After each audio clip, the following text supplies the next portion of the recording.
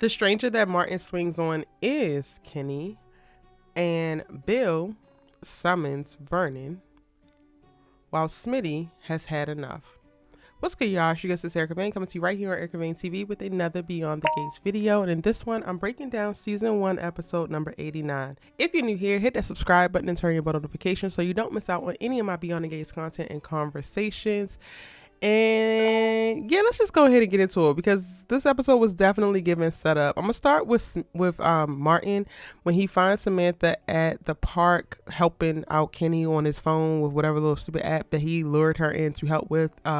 Samantha, your stranger danger is worse than your damn brothers, and yes, your brother brought this man into your house, but this gives weird, girl. You are a young woman, a young black woman, cozying up with some random ass white man in the middle of, you know what, I'm not even gonna do it with you.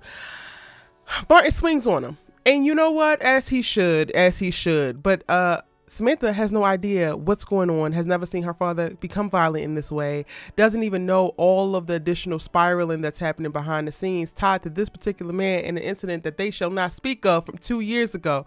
So it is just confusing and angering and everything else that you could think of. And honestly, we're coming to a head with this, y'all. We are really coming to a head. It's enough is enough. When they actually get back home, Smitty walks in on him and Samantha going back and forth, and Smitty is like demanding that he says what's going on. He calls out, the police protection. He calls out him getting violent with somebody, like all of these things that are speaking to a greater issue that they cannot ignore anymore. And yet still Martin ignores it and runs out.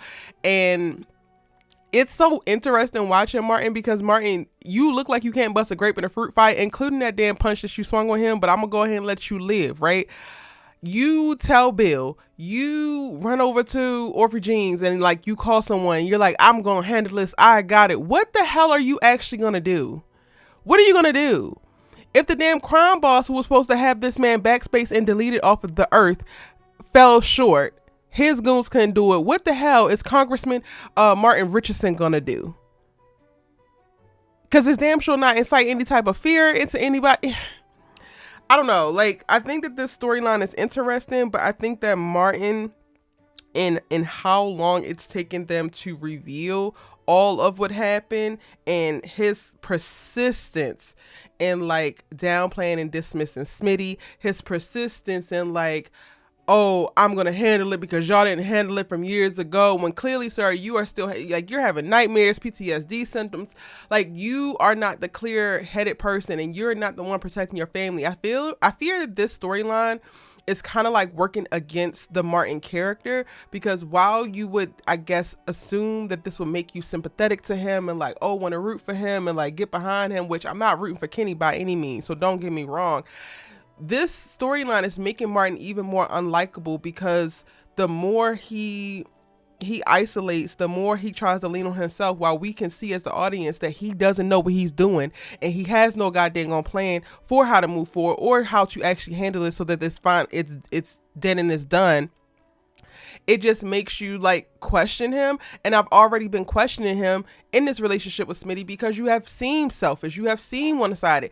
You are leading with the rhetoric of, oh, I'm trying to protect my family, but you don't even give them the truth so that they can move about this world with some type of honesty and, again, grounding truth so that they can know to avoid certain things. And not that Samantha or Tyrell should be let off the hook for talking to strangers, inviting strangers into their house, because they were dead ass wrong for that. But they also don't know the imminent danger that they're under. And you could literally provide additional information. Even if you don't provide all of the information of what happens, you could literally speak to what's going on in a deeper way, but you're choosing not to. So you're ultimately handicapping your family in this regard, and then running about thinking that you're going to be Captain Save-A-Ho for your own self. And it's like, no, that's not how this works. You're going to end up dead before you actually wind up fixing it, Martin. And I don't know if I would be sad about it. Yes, I said it, y'all. I said it. Martin is stressing everybody the hell out. Smitty is brought to the point where he almost wants to give Martin an ultimatum to not leave. And I love how they use the prose and like the dialogue in this particular moment, because I thought that this was like, I see what y'all did there. But I don't actually blame Smitty, because enough is enough. Like, there's one thing to ride with somebody and to have your partner's back and your husband, you love him dearly, cool. But if they're choosing to continue to alienate you and shut you out from a circumstance that's going to wind up affecting you and your damn kids, then it's looking like that the villain outside the home is not only is not the only villain in the situation, then you become the villain. Now Smitty has to protect himself and his kids from your ass because you are running around here making it worse. And I don't even know what it is. Those are my thoughts on Martin. Now, going to Bill summoning Vernon. Vernon comes in with an attitude, honey. Vernon is not here. It's not for the games, not for the bullshit when it comes to Bill. He walks into the home like, how dare you summons me? Don't you realize that I'm the head honcho up in here? I'm the head in charge. Okay, Vernon. Okay. And Bill has to quickly be reminded of it. And he is. Yeah, you did. But Bill basically just reveals to Vernon that the plan didn't go through. And then he also winds up revealing that the plan was deeper than what Vernon had authorized, which was to just pay the man off. And it's like, no, we actually tried to kill him and it didn't actually work. Great, Bill. Great. Some fixer your ass. That's pretty much it in reference to like the back and forth with Bill and Vernon that we get to see. I think that these moments were needed just so that we can reestablish who's in charge, what's going on. But then also I feel like the seeds of like how much respect Bill has for Vernon is planted in this particular episode. So again, or in those moments. So again, it's necessary. We also get a moment after Vernon leaves when he calls Anita and it's like, I wish that you was here, and he's struggling. So we know that Anita's coming back this week and she's going to, I guess, get debriefed by Vernon. Hopefully he's going to come clean and tell her every damn thing because he's been hiding stuff from her, trying to not damper her time with the articulates. But lo and behold, the articulates are dampening their damn time with her on their own. So we're going to see that pretty soon. Aside from that, when it comes to the whole Martin debacle, the other scenes that we get tied to that are Smitty and Jacob. They wind up meeting up and talking again. Smitty reveals a little bit more.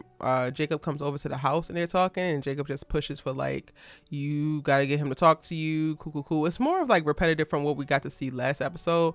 Smitty can only do but so much, and like while Jacob is right, aside from like putting Martin's ass out the house and like taking more drastic measures, it's not really more that he can make Martin or compel Martin to do without like laying hands, right? So that's what their conversation is about. And then we also get a moment with Smitty and Samantha, and they're like unpacking what happened, and they are discussing how much, both of their parents love them and how they're going to protect them, and how Samantha is scared and all that. So we get the little daddy-daughter moment, which is really, really cool. And then aside from that, child, Ashley pops up at the daggone Orphejeans, and she winds up having a conversation with Jacob about the breakup. And I'm so over it. I'm so over this girl having so many people available to like unpack her breakup, unpack her feelings. Oh my God. She gets to whining about how Derek was there was at Uptown with Shanice, and goes on this diatribe about that, only to reveal later like, yeah, I was also there with Andre Richardson. Exactly. You should have led with that, hoe. You should have led with that. Because while you all mad and pissed that he's doing him, you over here doing you. So what exactly are you mad and pissed about? Girl, like, I am so over Ashley and the amount of like care and consideration her character gets. She is whack as hell, okay? Whack. And I want them to start to decrease her damn screen time because I'm tired. Don't nobody give a damn about your failed ass relationship, and we damn sure don't give a damn about you trying to trap Andre Richardson, because that storyline is coming. Hate that. Anyway, between her conversation with Jacob and then her conversation with Haley, that is pretty much all that happens with Ashley in this episode. And then she tries to like stick it to Haley about how wrong Haley was and betrayed Naomi, and they were all friends and blah blah blah blah blah blah blah. Haley's hoping that everybody can see her as a friend later, and like everybody will get over it. I need them to also get on with whatever the hell Haley got cooking, because you lying about this baby, but you also moving very, very platonic elsewhere, and it doesn't seem like you have anything else sinister going on. So I'm like, girl, what's the plan here? Do you really love Bill, or are you a gold digger? Like, I need them to start to get to, because the Haley character is starting to frustrate me in us being in this like purgatory of not really knowing what the hell she's finna do. And yes, everybody's right when they say that she was dead wrong. That was your best friend's daddy and you hunching on him. You're dead wrong. But how many times y'all gonna have all these different characters tell her that she don't care, and she's not gonna care tomorrow, and she damn sure not gonna care the next day? And then last but not least, we get Chelsea and her stalker.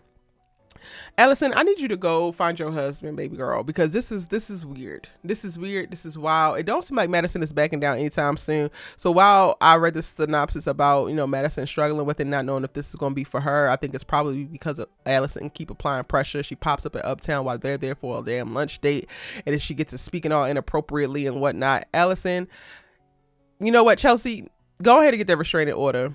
And one of y'all might have to lay hands and feet on this little ass girl, because also not too much. Chelsea is a public figure. At this point, you are stalking her. I don't give a damn how much time you spent between her thighs prior to. You're no longer invited. Stop trying to beg for entrance. Thank you. And that's it, y'all. Those are my thoughts. That's everything that happened. Let me know yours in the comment section down below. It's your good sis, you Let's Talk TV with, and I'm seeing you in the next one.